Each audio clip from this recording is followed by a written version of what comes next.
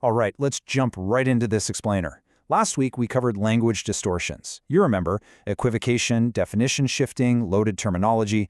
Those were arguments that manipulate meaning itself. But now we're moving into something way more aggressive. Welcome to week 6, where arguments stop trying to win through logic and start trying to control perception. This is direct argument manipulation. I really want you to let that quote on screen sink in for a second. Not misunderstanding, interference. See, we are completely leaving the realm of confusion behind us. This week is all about people reshaping the battlefield itself. Because, honestly, sometimes people don't even try to defeat your argument. They just make absolutely sure nobody examines it long enough for it to survive.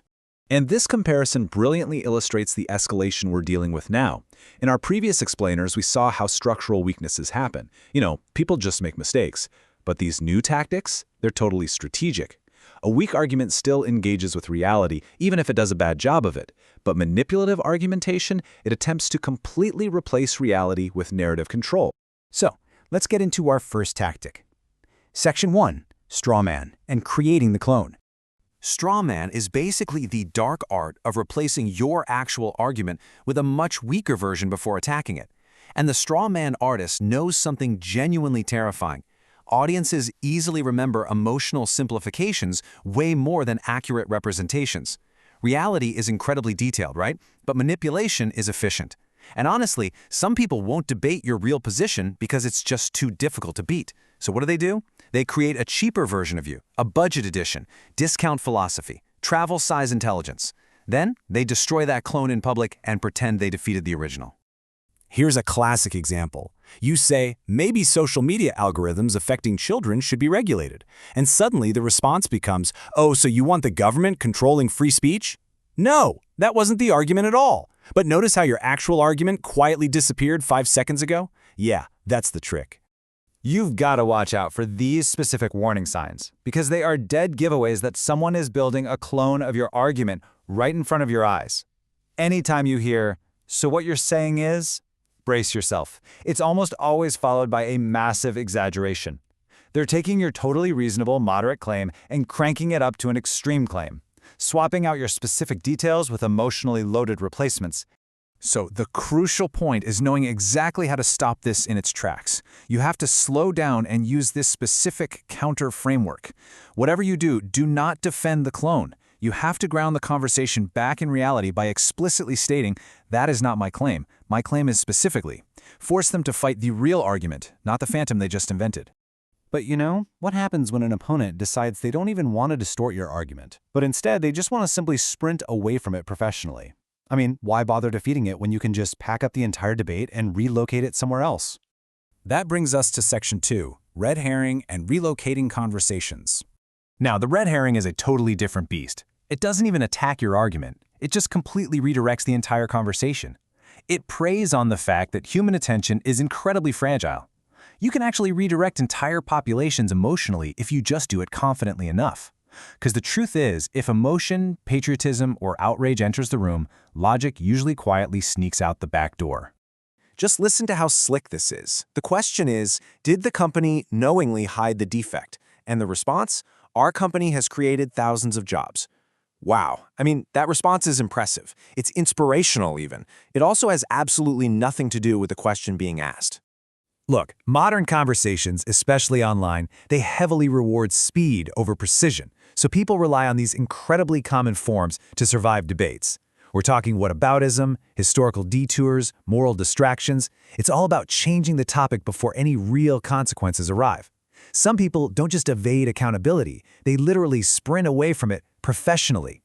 So how do you disarm a red herring? Honestly, you have to become a broken record. You must use this specific counter framework to relentlessly pull focus back to the original accountability.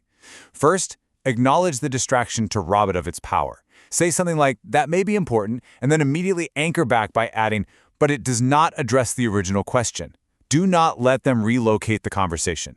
Moving on to Section 3, ad hominem and contaminating perception. This right here is the final stage of argument manipulation. This is where the argument itself becomes so inconvenient to deal with that the person making it becomes the target instead. Because remember, humans are social creatures way before we are logical ones. Attacking someone's identity or status is a highly effective way to contaminate public perception. Instead of doing the really hard work of actually analyzing a healthcare proposal, the attacker just goes straight after the person. You can't trust his argument. He's divorced. She's arrogant. He looks privileged. She failed before. It's fascinating, right? Literally none of those statements prove the actual argument wrong, but they do something far more useful. Because once people emotionally distrust you, many of them will just stop evaluating your ideas entirely. Now, it is absolutely vital that we make this distinction clear, because not all criticism of a person is an ad hominem fallacy. Pointing out that a researcher falsified data in prior studies? That is a valid criticism. It directly attacks the reliability of the evidence. But saying a researcher looks arrogant? Completely invalid. That just attacks perception. It's merely psychological positioning masquerading as a real argument. When public discourse starts feeling less like actual reasoning and more like character assassination with background music, you have to deploy this framework. Call out the maneuver immediately. Force the debate back onto the facts by firmly saying, please address the argument itself, not the person presenting it. Which brings us to Section 4, the efficiency of manipulation. There is a really uncomfortable truth here. These tactics survive because they work, not because they're logical, but because they are ruthlessly efficient. Truth takes a lot of time to explain, but manipulation scales so much faster. A real argument requires precision, but a manipulated argument only requires momentum. And social media, man, that environment has practically industrialized this entire process. I mean, why take the time to defeat an argument when you can just distort it, redirect it, or discredit the speaker entirely before the audience even finishes thinking? I think this quote perfectly summarizes everything we've looked at in this explainer today.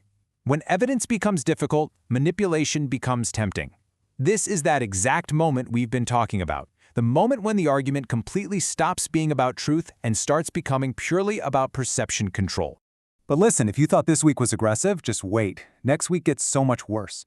Because in week 7, we look at what happens when logic is abandoned almost entirely. We're talking fear appeals, emotional reasoning, moral grandstanding. It completely stops being about, is this true? And turns into, how can I make you feel guilty enough to stop questioning me? So, keep your eyes open for those illusions out in the wild, and I'll catch you in the next explainer.